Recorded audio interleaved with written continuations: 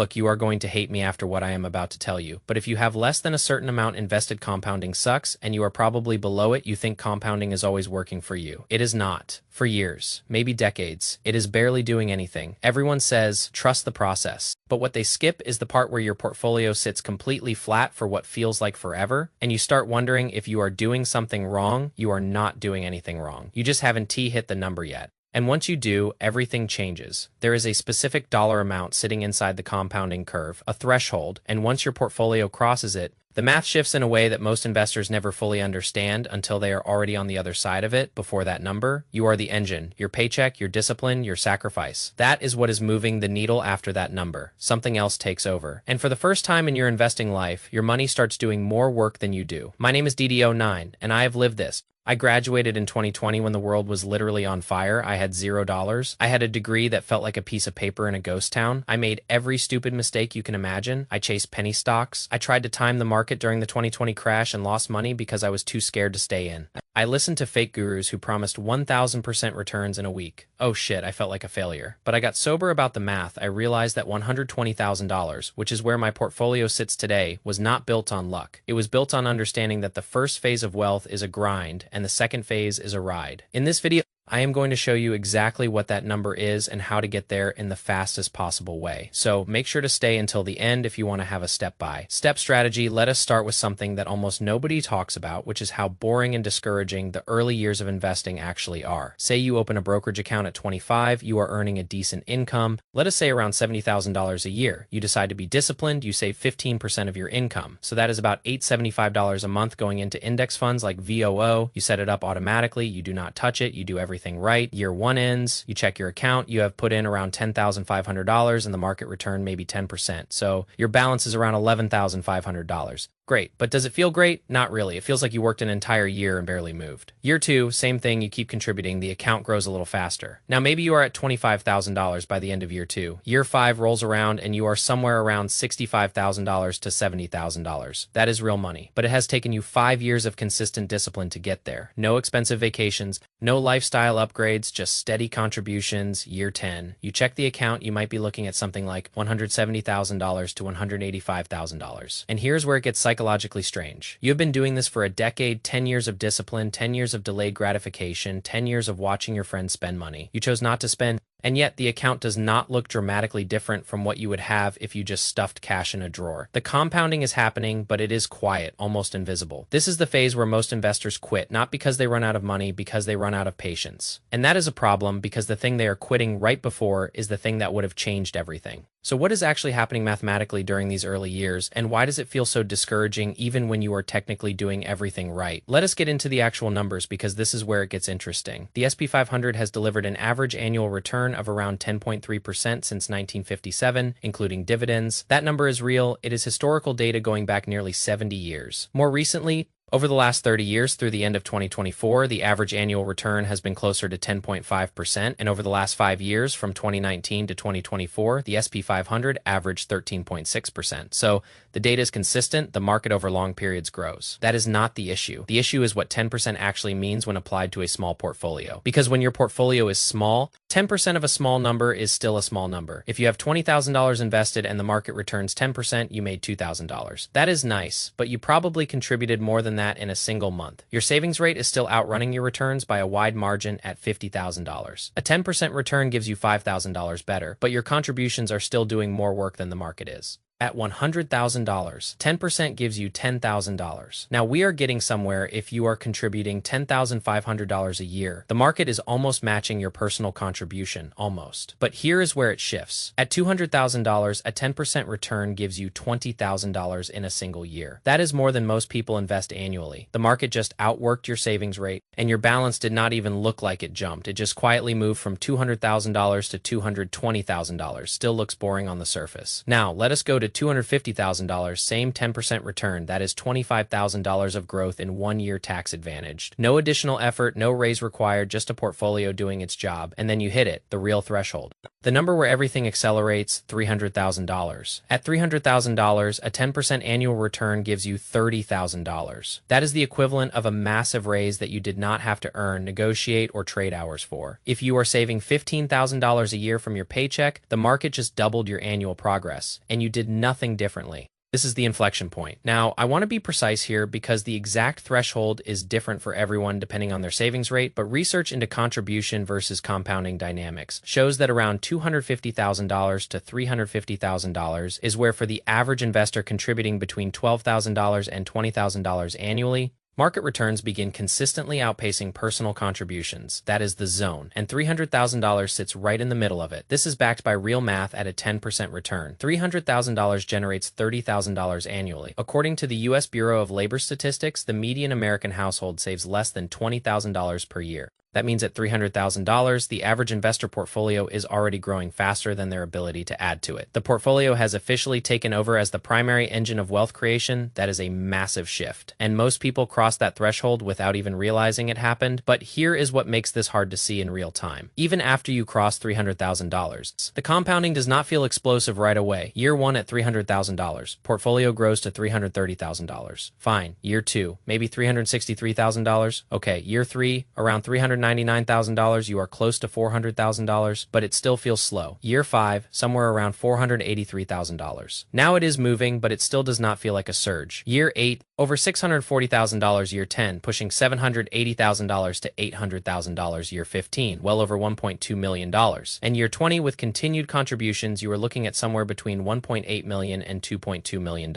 Even with a conservative 8% assumption, the curve was always bending upward. You just could not feel it in real time. This is how compounding actually works. It does not announce itself, it builds silently. And then one day you look at your account and the growth from a single year is more than you made at your first job. There is another layer here that most people miss. It is not just about the returns getting bigger, it is about what happens to your relationship with your income. When your portfolio is small, your financial life depends almost entirely on your job. A pay cut hurts. Losing your job is a crisis. A bad year at work means a bad year for your finances, full stop. But once you have $300,000 working in the market, your portfolio starts becoming a second income source. A silent one that does not require your time, your energy, or your presence. At $300,000 generating $30,000 annually in returns, that is money moving without you. It does not care if you had a bad month. It does not take sick days. It does not get passed over for promotion. And as that number grows, the portfolio becomes progressively more powerful than your paycheck. At $600,000, it is generating $60,000 a year in average returns. At $1 million, it is over $100,000 a year. Not every year, but on average over time. This is the leverage shift that changes everything, and it starts for most people right around $300,000. But now I need to tell you the part that nobody puts in the highlight reel, because this is where most investors quietly destroy years of progress without realizing it. Reaching $300,000 feels like an achievement, and it is, but psychologically it creates a trap. After years of discipline, you finally feel like you have made it somewhere. You finally feel like you have earned the right to breathe, and that feeling is exactly what compounding does not need you to have right now. Because the years immediately after $300,000 are the most powerful compounding years you will ever experience. The curve is bending, the momentum is building, and the cost of interrupting it right now is higher than it has ever been. Let me show you what that actually means with real numbers. Say you have hit $300,000, the market drops, which it will at some point, it always does. A normal correction takes your $300,000 down to $225,000. That is a 25% drop. It feels devastating. It looks like years of work evaporating. So you do what feels smart, you move to cash, you wait for things to settle down. But here's what the data shows. Missing even the 10 best days in the market over a 30-year period can cut your total return nearly in half. According to a JP Morgan study, an investor who stayed fully invested in the S&P 500 from 2003 to 2022 earned an average annual return of 9.8%. An investor who missed just the 10 best days over those 20 years earned 5.6%. Miss the 20 best days and you are down to 2%. Those 10 best days often happen during or immediately after the worst stretches of the market. If you are sitting in cash waiting for things to feel safe, you miss them. And at $300,000, missing them is not just expensive, it is compounding expensive. Because every dollar that stays out of the market is a dollar that is T compounding. And at this stage, Each dollar compounds faster than ever. The second trap is one that feels completely rational but costs you enormously over time. Lifestyle inflation. You have been disciplined for years. You have watched other people buy new cars and upgrade their homes while you kept contributing. Now you have $300,000 and it finally feels okay to enjoy some of it. So you upgrade the car, maybe $45,000. You tell yourself you have earned it. Here's the math on that decision. $45,000 removed from a portfolio at $300,000 left alone for 20 years. At a 10% average return would have become roughly $300,000. You did not just buy a car, you spent $300,000 of future wealth on a car. A car that, by the way, will be worth almost nothing in 10 years. This is not about living like you are broke forever. It is about understanding the real cost of pulling capital out of compounding at this exact stage, because you are not pulling out money, you are pulling out momentum. The people who build 8-figure portfolios are not, for the most part, people who out-earned everyone else. They are people who understood two things very clearly. First, once the engine starts running, you protect it. Second, living below your means is the only true cheat code.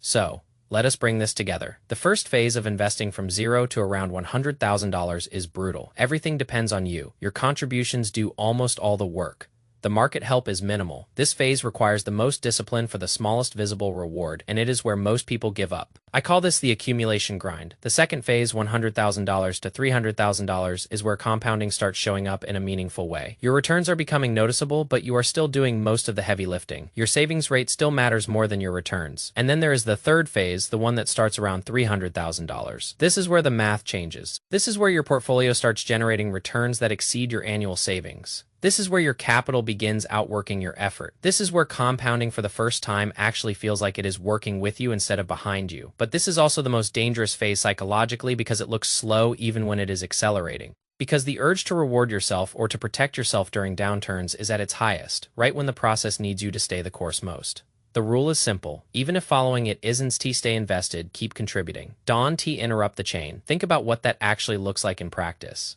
When the market drops 20%, you don't sell. When your account looks flat for 6 months, you keep contributing. When a shiny new investment opportunity shows up promising faster returns, you ignore it and stick with your plan. When a financial news channel says a crash is coming, you mute it and stay the course. That is it. That is the whole strategy after $300,000. The hard work of building the portfolio is mostly done. The hard work now is psychological. It is managing yourself, managing the urge to react, to tweak, to optimize, to do something. The best investors at this stage are often the ones who do the least. Because compounding does not care how smart you are, it does not care how much you have sacrificed or how long you have waited, it only rewards one thing: continuous time in the market, uninterrupted year after year. The S&P 500 average annual return over the last 150 years is around 9.4%. Over the last 30 years, closer to 10.5%. Those numbers applied to $300,000 over 20 years turn into life, changing wealth, not because of anything dramatic, not because of a hot stock or a lucky bet, just because the engine was allowed to run. That is the secret, not exciting, but real. And 20 years from now, when your portfolio is generating more income than your job ever did, you remember the years you stayed patient, but you will absolutely feel what that patience built. Now, I know some of you are thinking, I am nowhere near $300,000. I am just starting. I am at zero. Look, I was at zero in 2020. I am at $120,000 today. I did not get here by being a genius. I got here by being a machine. I follow a strict 70-20-10 portfolio. 70% goes into VOO. That is my core. It is the 500 biggest companies in America. It is my bet on the future. 20% goes into SCHD. That is for the dividends. It is the income engine that helps me sleep at night when the market is red. The last 10% goes into VUG. That is the aggressive growth. That is my moonshot. I do not care if that 10% goes down 50% because the 70% core is solid.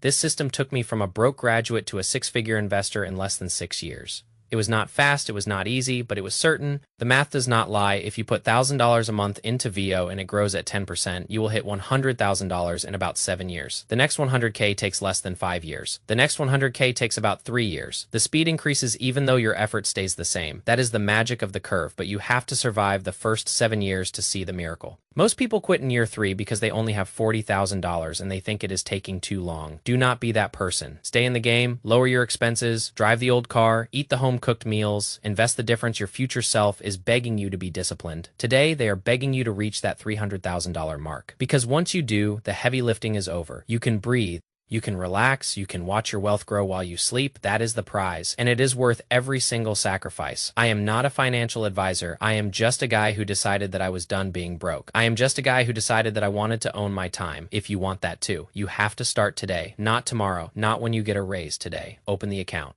Set up the transfer, buy the first share, and then keep going. I will be right here with you. I am still on my journey to $1 million. I am still learning. I am still grinding. But I know where the path leads. I have seen the map, and the map says that at $300,000, the world changes. Let us get there together. Stay focused. Stay disciplined. Keep your eyes on the goal. The headlines are noise.